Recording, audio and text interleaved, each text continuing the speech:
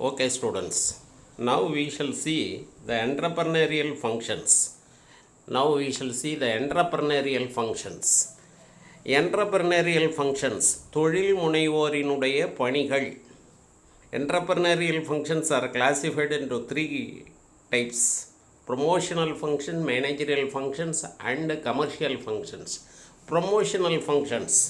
The first one is discovery of an idea, determining the business perspective, detailed investigation, choice of form of enterprise, fulfillment of the formalities, preparation of business plan, mobilization of funds, procurement. What are the managerial functions? Planning, organizing, directing, controlling, and coordination. The commercial functions are production or manufacturing, marketing, accounting, finance, and human resource management. Now let us see one by one. The promotional functions, தோற்றுவிப்பு பணிகள். தொழில் முனைவோரோட பணிகளில் முதலாவது தலைப்பில் கொடுக்கப்பட்டிருக்கிறது promotional functions. The first one is discovery of an idea. ஒரு ஐடியாவை முதல்ல உருவாக்கணும், கண்டுபிடிக்கணும், வாய்ப்புகளை கண்டுபிடிக்கணும். அதுதான் டிஸ்கவரி ஆஃப் அன் ஐடியா. தொழில் முனைவோர் தனக்கு என்ன வாய்ப்பு இருக்குது அப்படிங்கிறத கண்டுபிடிக்கணும். The first and foremost function of entrepreneur is idea generation. A person may conceive his own idea or develop the ideas contributed by others. ஒரு தொழில் முனைவோர் தனக்குன்னு ஒரு ஐடியா வச்சுருப்பார். என்ன தொழில் செய்கிறது, எப்படி செய்கிறது, எந்த மாதிரி செய்யணும் அப்படின்னு ஒரு ஐடியா வச்சுருப்பார்.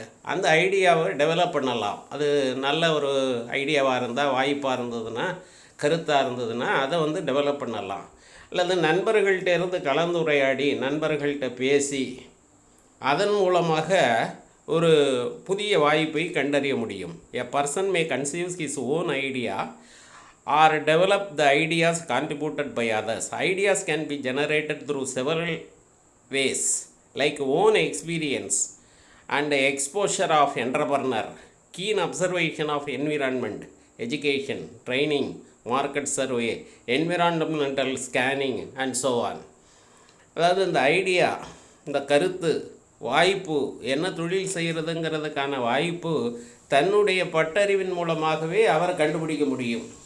அல்லது சமுதாயத்தை, சூழலை உற்று நோக்கி அவர் கண்டுபிடிக்க முடியும். தன்னுடைய கல்வி அறிவின் மூலமாக, பயிற்சியின் மூலமாக, சந்தையை ஸ்கேன் பண்ணுறதன் மூலமாக, சூழலை ஆய்வு செய்வதன் மூலமாக அந்த வாய்ப்பினை அவர் அறியலாம். After the ideas are collected, the entrepreneur has to weigh objectively each and every idea and finally select an idea which is worth pursuing commercially. என்னென்ன வாய்ப்புகள் இருக்குங்கிறத பார்த்துட்டு ஒவ்வொரு வாய்ப்பையும் தீர ஆராய்ந்து இதில் எது வெற்றிகரமானது, லாபகரமானது, எதை நல்ல முறையில் செய்ய முடியும், எதற்கு வளர்ச்சி அதிகமாக இருக்குது, எதற்கு வாய்ப்புகள் அதிகமாக இருக்குங்கிறத தீர ஆராய்ந்து ஒரு முடிவு செய்து வணிக நோக்கத்தில் வெற்றி பெறக்கூடிய அந்த வாய்ப்பினை அவர் உருவாக்க வேண்டும். Then the second one is determining the business objectives. அவர் தொழிலோட நோக்கத்தை தீர்மானிக்கணும். Entrepreneur has to develop business objectives in the nature of business and type of business activity. Is it a manufacturing type or trading type? தான் செய்ய போகிற தொழில் உற்பத்தி தொழிலா அல்லது வணிகமா? தான் செய்ய போகிற தொழில் உற்பத்தி தொழிலா அல்லது வணிக தொழிலா அப்படிங்கிறத அவர் முடிவு பண்ணணும். Is it a manufacturing type or trading type? he can choose and organize the venture in accordance with the objectives determined by him. அவரோட நோக்கத்தை வச்சுக்கிட்டு அதை முடிவு செய்யணும். Detailed investigation. அடுத்தபடியாக டீட்டெயில்டு இன்வெஸ்டிகேஷன், ஒரு ஆழ்ந்த பகுப்பாய்வு, அதை ஆய்வு செய்யணும். Entrepreneur has to analyze in detail the product proposed to produce. என்ன பொருளை தயாரிக்க போகிறோம், என்ன சேவைகளை வழங்க போகிறோம், அந்த பொருள் மூலப்பொருள் என்ன, அது எங்கே கிடைக்கும், எவ்வளவுக்கு வாங்கலாம், இது சந்தையில் விலை போகுமா, நம்ம தயாரிக்கக்கூடிய பொருளுக்கு வரவேற்பு இருக்குமா, இதெல்லாம் ஒரு ஆய்வு செய்ய வேண்டும். அதுதான் சொல்கிறாங்க. Entrepreneur has to analyze in detail the product proposed to produce. என்ன பொருளை அவர் தயாரிக்க போகிறாரோ எந்த சேவைகளை அவர் வழங்க இருக்கிறாரோ அது பற்றி அவர் தீர ஆய்வு செய்ய வேண்டும், பகுப்பாய்வு செய்ய வேண்டும். In other words, the entrepreneur should investigate the commercial feasibility of the product proposed to be produced and conduct market study to ascertain the potential demand for the product. நான் தயாரிக்க போகிற பொருளுக்கு சந்தையில் நல்ல வாய்ப்பு இருக்கா, விலை போகுமா, மக்கள் விரும்பி வாங்குவாங்களா, மக்கள்கிட்ட வரவேற்பு இருக்குமா, அது லாபகரமானதாக இருக்குமா, மக்களுக்கு அந்த பொருள் தேவையாக இருக்குமா, பயன்பாடு உள்ளதாக இருக்குமா, பயன் தரத்தக்கதாக இருக்குமா அப்படின்னு அவர் ஆய்வு செய்ய வேண்டும். Besides entrepreneur has to provide besides entrepreneur has to probe the sources of supply of various inputs required for manufacturing the proposed product, their respective prices and other terms and conditions. இதோடு கூட அவர் என்ன செய்யணுன்னா, இந்த பொருள் தயாரிக்கிறதுக்கான மூலப்பொருள்கள் எங்கேருந்து கிடைக்குது, அது தரமானதாக இருக்கா, அதனுடைய விலை என்ன, தனக்கு கட்டுப்படி ஆகுமா, அப்போ உற்பத்தி அடக்கம் எவ்வளவு, இது மீண்டும் மீண்டும் மூலப்பொருள்களை வாங்கிறதுக்கான வாய்ப்பு இருக்கா, இதையெல்லாம் அவர் ஆய்வு செய்ய வேண்டும். Then the next one is choice of form of enterprises. இவர் ஆரம்பிக்க போகிற அந்த வினை, அந்த நிறுவனம், தொழில் எந்த வகையான அமைப்பாக இருக்க வேண்டும், தனியார் வணிகமாக இருக்கணுமா, கூட்டாண்மையாக இருக்கணுமா, நிறுவனமாக இருக்கணுமா, எப்படி இருக்கணும், அந்த தொழில் அமைப்பு எப்படி இருக்கணுங்கிறத அவர் முடிவு செய்ய வேண்டும். Entrepreneur has to choose the appropriate form of organization suited to implement the venture. There are various forms of organization, namely sole proprietorship, partnership, company and cooperatives. இந்த அமைப்புகளில் எந்த முறையில் நாம் தொழில் நிறுவனத்தை தொடங்கணுங்கிறத அவர் முடிவு செய்ய வேண்டும். The selection of appropriate form of organization is made after considering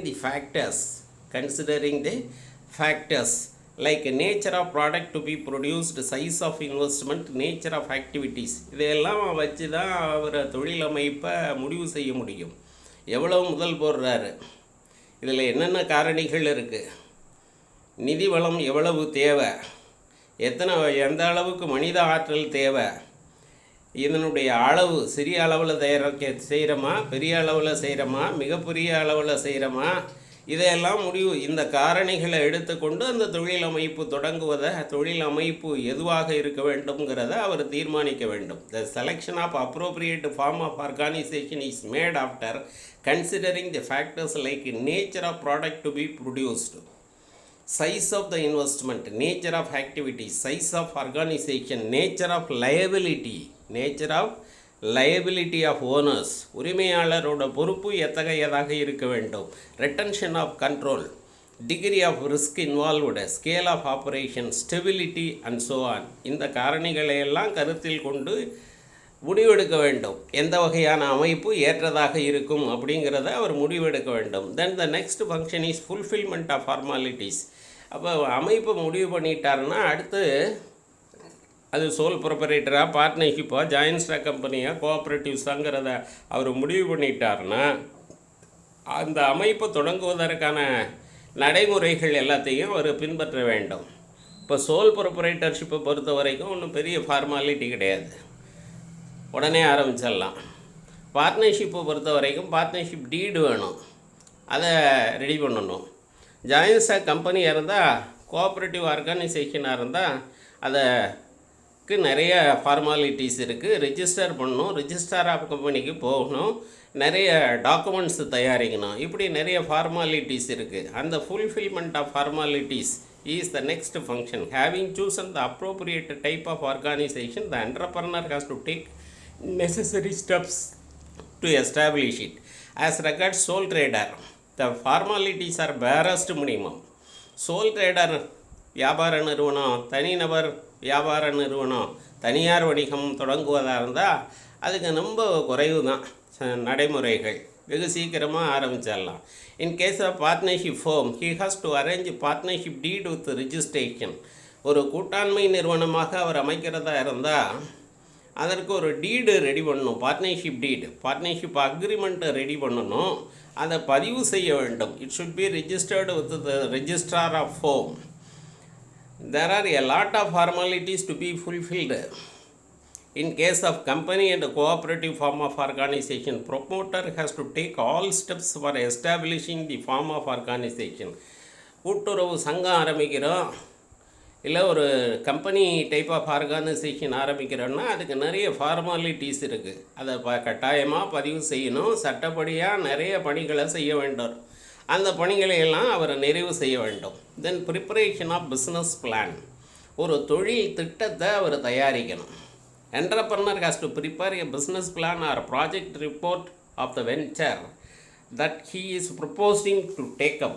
அவர் என்ன தொழில் செய்ய போகிறாரோ அந்த தொழிலுக்கான ஒரு திட்டத்தை தயாரிக்கணும். This plan helps the entrepreneur to achieve various objectives formulated within a specified period of time. குறிப்பிட்ட காலத்திற்குள்ளர அவரோட நோக்கத்தை நிறைவேற்றக்கூடிய வகையில் செயல்களை செய்வதற்கு அந்த வணிக திட்டம்ங்கிறது, பிஸ்னஸ் பிளான்ங்கிறது உதவியாக இருக்கும். Then the next function is mobilization of funds. அந்த அமைப்பை உருவாக்குவதற்கு தேவையான நிதிகளை திரட்ட வேண்டும். The entrepreneur has to take steps to mobilize capital needed to implement the venture. அந்த தொழில் நிறுவனத்தை தொடங்குவதற்கு தேவையான நிதிகளை திரட்டுவதற்கான பணிகளில் ஈடுபட வேண்டும். Entrepreneur has to estimate the fixed capital and working capital required for running the project. அந்த தொழில் நிறுவனத்திற்கு தேவையான ஃபிக்ஸட் கேபிட்டல் நிலை முதல் எவ்வளவு, எத்தனை லட்சம் தேவைப்படும், ஒர்க்கிங் கேபிட்டல் எவ்வளவு, நடைமுறை முதல் எவ்வளவு, சரக்கு வாங்கிறதுக்கு தேவையான பணம், நடைமுறை முதல் எவ்வளவு, இதையெல்லாம் அவர் அனுமானிக்க வேண்டும், திட்டமிட வேண்டும். தென் அதற்கான ஏற்பாடுகள், அந்த நிதி வளம் எவ்வளவு அப்படிங்கிறத பார்த்துட்டு அந்த நிதிகளை திரட்டுவதற்கு அவர் முயற்சிக்க வேண்டும். Then he has to initiate steps to build funds from various channels like own funds, borrowing from close circles, banks, financial institutions, venture capitalists, issue shares and debentures, terms loans and so on to finance his fixed capital requirements. அதாவது தனக்கு தேவையான இந்த தொழில் நிறுவனத்தை தொடங்குவதற்கு தேவையான நிலை முதலை பொறுத்த வரைக்கும் ஜாயின்ட் ஸ்டாக் கம்பெனியாக இருந்தால் ஷேர்ஸ் இஷ்யூ பண்ணுவாங்க, அப்புறம் வெளியிலேருந்து டிபெஞ்சரை இஷ்யூ பண்ணி கடன் வாங்குவாங்க. நிதி நிறுவனங்கள்லேருந்து வங்கியிலேருந்து கடன் பெறலாம். தனியார் வணிகம் தொடங்குறாரு, பார்ட்னர்ஷிப் தொடங்குறாருன்னா ஒவ்வொருத்தரும் போடக்கூடிய கூட்டாளிகள் இடக்கூடிய முதல் எவ்வளவு, இந்த மாதிரி அதையெல்லாம் ரெடி பண்ணி வைக்கணும். Procurement of machines and materials. Then the last function is promotional ஃபங்க்ஷனில் கடைசியாக procurement of machines and material. இந்த பொருளை தயாரிக்கிறதுக்கு தேவையான மிஷினரிஸ், எந்திரங்கள், தளவாடங்கள், கருவிகள் இதையெல்லாம் வாங்க வேண்டும். அதோட இந்த எந்திரங்கள், தளவாடங்கள், கருவிகளை கொண்டு பயன்படுத்தி அந்த பொருள்களை தயாரிக்கிறதுக்கு தேவையான மூலப்பொருள்களை வாங்குவதற்கான ஒப்பந்தங்களை அவர் மேற்கொள்ள வேண்டும். Procurement of machines and materials. Entrepreneur has to locate the various sources of supply of machineries and equipments and materials. Entrepreneur has to collect details from the various sources of supply and screen them for selecting the best source of supply. மூலப்பொருள்களை யார்கிட்டேருந்து வாங்கிறது, எந்தெந்த நபர்கள் தர்றேங்கிறாங்க, யார்கிட்ட இருக்குது, அதில் best source, சிறந்த தரமான மூலப்பொருளை சரியான விலையில் தருவதற்கு யார் முன் வருகிறார்கள் அப்படின்னு பார்த்து அதை முடிவு செய்ய வேண்டும். Then the second category is managerial functions, மேலாண்மை பணிகள். அதிலே கொடுத்துருக்காங்க பாருங்கள் அந்த படத்தில். Planning, organising, directing, staffing, controlling. The first one is planning. திட்டம் தீட்ட வேண்டும், திட்டமிட வேண்டும். திட்டமிடாமல் எந்த ஒரு பணியையும் யாருமே செய்ய முடியாது. எல்லாத்துக்குமே அடிப்படை பிளான். வீடு கட்டணுன்னா வீடு கட்டுறதுக்கு முன்னாடி ஒரு பிளான் பண்ணுறோம்.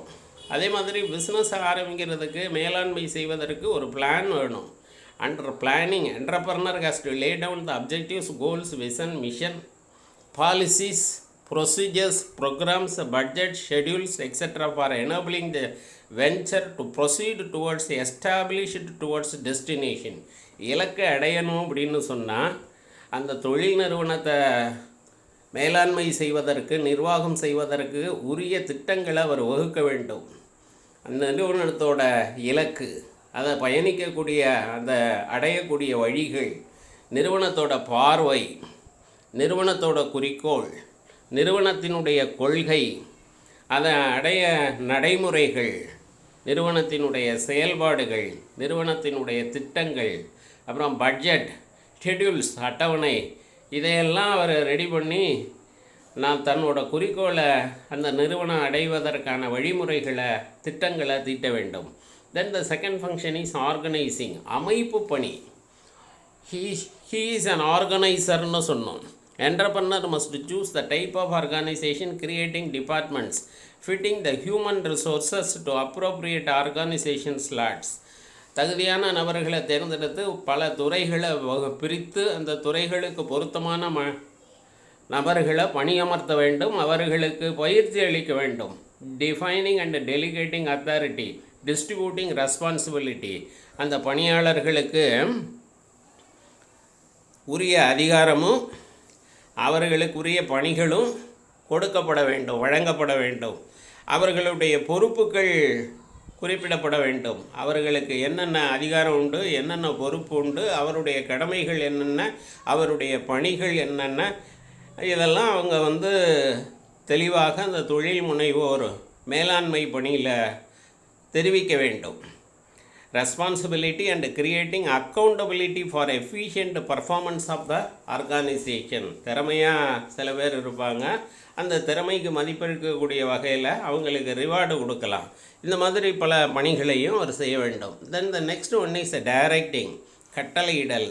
இன் the realm of directing, entrepreneur has to motivate, lead, guide and communicate with the subordinates on an ongoing basis in order to accomplish the preset goals. நம்ம ஏற்கனவே ஃபிக்ஸ் பண்ண அந்த கோலை அடையணும்னா இவர் அந்த வழியில் பயணிக்க வேண்டும், இயக்க வேண்டும், பணியாளர்களை இயக்க வேண்டும், பணியாளர்களை வழிநடத்தி செல்ல வேண்டும், பணியாளர்களுக்கு கட்டளையிட வேண்டும், அவர்களோட தொடர்பில் இருக்க வேண்டும், பணியாளர்களுக்கு முன்மாதிரியாக இருக்க வேண்டும், பணியாளர்களை உற்சாகப்படுத்த வேண்டும், ஊக்கப்படுத்த வேண்டும். இதையெல்லாம் அவர் செய்யணும். இது டைரக்டிங்கில் வருது. The process of directing involves issuing orders and instructions, guiding, counselling and mentoring to employees, supervising the employees, maintaining the discipline, motivating the employees and providing leadership.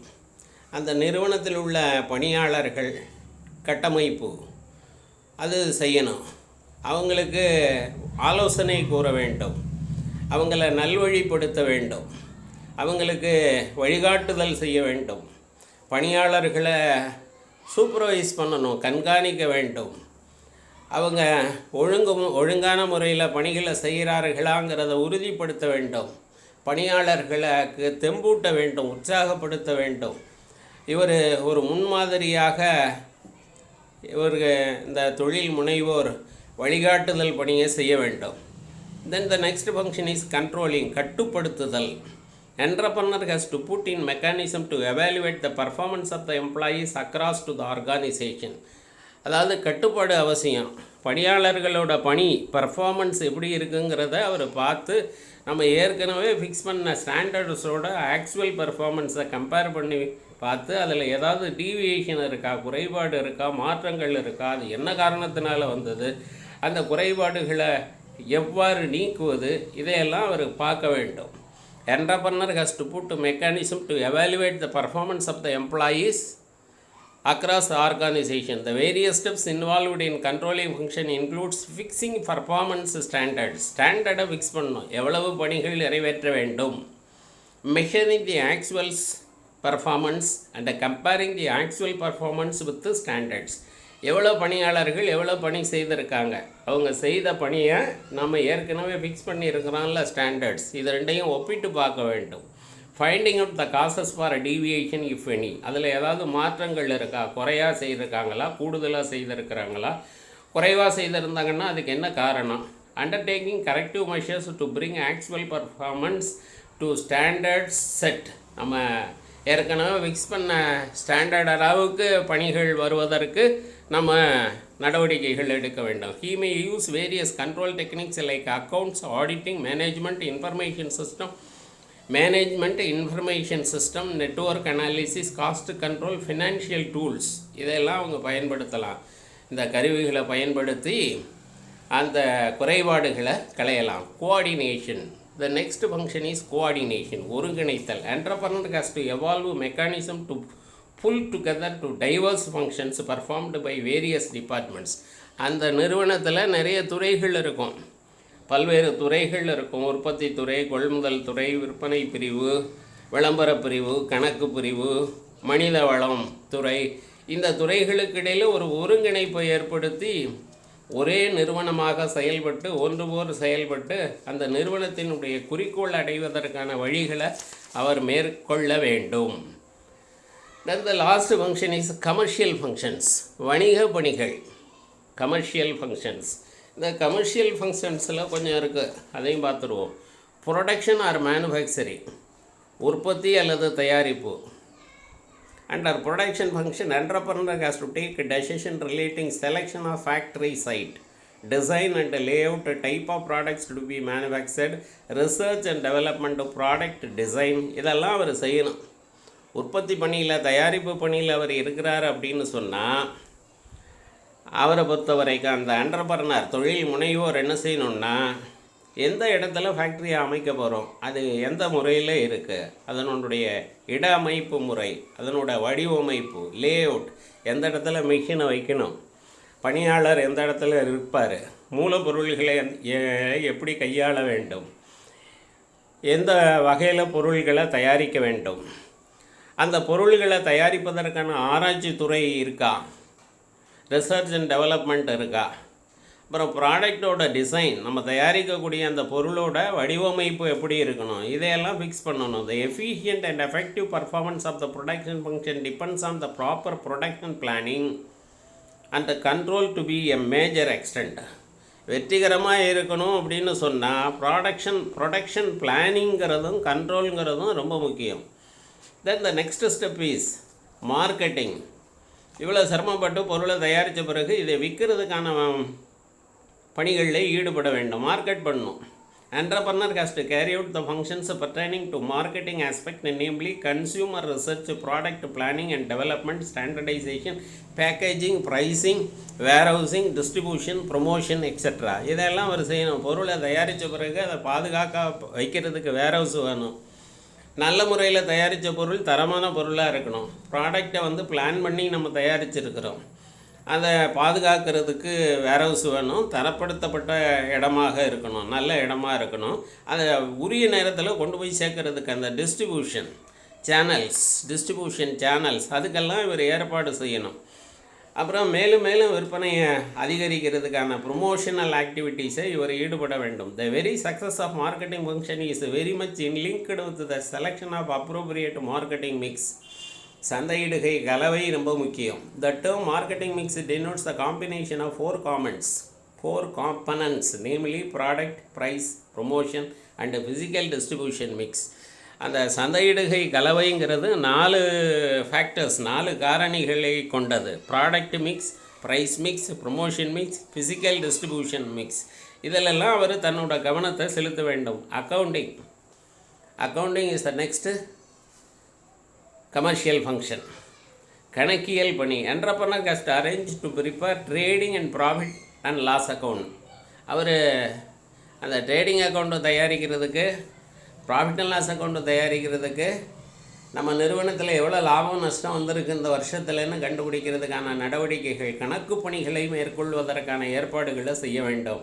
வருஷ கடைசியில் பேலன்ஸ் ஷீட்டு தயாரிக்கிறதுக்கு, நிதிநிலை அறிக்கை, நம்ம நிறுவனத்தில் என்னென்ன அசட்ஸ் இருக்குது, என்னென்ன கடன்கள் இருக்குது, நம்ம நிறுவனத்தோட நிலைமை, ஸ்டேட்டஸ் ஆஃப் த பிஸ்னஸ் ஒரு குறிப்பிட்ட நாளில் எவ்வாறு இருக்கிறது என்பதை அறிவதற்கான அந்த பணிகள், கணக்கு பணிகளை செய்ய வேண்டும். Besides cash flow and fund flow statements are prepared to ensure the adequacy of funds and cash for meeting various working capital needs of the business. நடைமுறை முதலுக்கு தேவையானவற்றை அவர் செய்ய வேண்டும். இதோட cash flow, fund flow statement இதையும் அவர் prepare பண்ணலாம். Working capital எவ்வளோ அதிகரிச்சிருக்கு, எவ்வளோ குறைஞ்சிருக்கு, இன்னும் எவ்வளோ தேவை, இதெல்லாம் அவர் ஆய்வு பண்ண வேண்டும். தென் ஃபைனான்ஸ், நிதிசார் பணி. In the sphere of financial function, entrepreneur has to take a decision like choosing the right type of financing, framing the best dividend policy, acquiring of funds efficiently, managing fixed and current assets, efficiently managing the fixed assets and the current assets, maximizing the shareholders' wealth, and investing of funds efficiently and effectively. இந்த company type of ஆர்கனைசேஷனை பொறுத்த வரைக்கும் ஷேர்ஹோல்டர்ஸுக்கு எவ்வளோ dividend கொடுக்குறது, நிதிகளை எவ்வாறு திரட்டுவது, நிதியை எப்படி முறையாக பயன்படுத்துவது, நிறுவனத்தில் இருக்கக்கூடிய நிலை சொத்துக்கள், ஃபிக்ஸட் கேபிட்டல், நிலை முதல், நடைமுறை முதல், இதெல்லாம் முழுமையாக பயன்படுத்தப்படுகிறதா, முதலீட்டாளர்கள்டேருந்து பெற்ற பணம் எவ்வாறு லாபகரமான வரையில் முதலீடு செய்யப்பட்டிருக்கிறது, அதிலேருந்து எவ்வளவு நமக்கு லாபம் கிடைச்சிருக்கு, இதையெல்லாம் அவர் ஆய்வு செய்ய வேண்டும். ஹியூமன் ரிசோர்ஸ் மேனேஜ்மெண்ட்டு, கடைசியாக ஹியூமன் ரிசோர்ஸ் மேனேஜ்மெண்ட்டு எல்லாத்துக்குமே அடிப்படையாக உள்ளது என்னென்னா மனித வள பணிகள். So entrepreneur has to estimate the manpower needs of the enterprise and accordingly decide the size of the manpower required for various slots of the organizational structure. ஒவ்வொரு துறைக்கும் தேவையான மனித வளம் எவ்வளவு, எத்தனை பேர் பணியமர்த்தப்பட வேண்டும், அதில் ஸ்கில்டு லேபர் யார், செமி ஸ்கில்டு லேபர் எத்தனை பேர் வேணும், இன்ஜினியர் எத்தனை பேர் வேணும், ஒவ்வொரு வகையின் பார்ப்பட்ட பணியாளர்கள் எவ்வளோ பேர் வேணுமோ அந்த அளவையெல்லாம் கணக்கிட்டு பணியாளர்கள் தேர்வு செய்து திறமையான நபர்களை பணியமர்த்த வேண்டும். After determining the required manpower, the entrepreneur has to organize the performance of functions pertaining to human resources, namely arranging for recruitment, பணியாளர்களை தேர்வு செய்வது, selecting the manpower, induction and training, determining the compensation structure and incentives, designing motivation program, structuring well-being. பணியாளர்களை தேர்வு செய்கிறது மட்டும் இல்லை, அவர்களுக்கு முறையாக பயிற்சி அளித்து வேலைக்கு பழக்கம் செய்து அவர்களை பணியமர்த்தி வேலையில் ஈடுபடுத்தி அந்த நம்மளோட நிறுவனத்தினுடைய குறிக்கோளை நிறைவு செய்யக்கூடிய வகையில் பணிகள் செய்வதற்கான ஏற்பாடுகளை செய்ய வேண்டும். Safety mechanism at work place, performance evaluation and career advancement and structuring the social security programmes, இதையெல்லாம் அவர்கள் செய்ய வேண்டும். கடைசியாக ஸ்டூடெண்ட்ஸ் ஷுட் நோ, மாணவர்கள் தெரிந்து கொள்ள வேண்டியது, இந்த என்டர்பிரனர்ஷிப்பை பொறுத்த வரைக்கும் ஒரே ஒரு கேள்வி, what is salary employment, what is salaried employment, யோசனை பண்ணி பாருங்கள். What is self employment, what is salaried employment, இது உங்கள் புக் பேக்கில் இருக்குது. What is salaried employment, what is self employment, what are the differences between salaried employment and self employment, இதை நீங்கள் பார்த்து வைங்க. Okay, thank you students.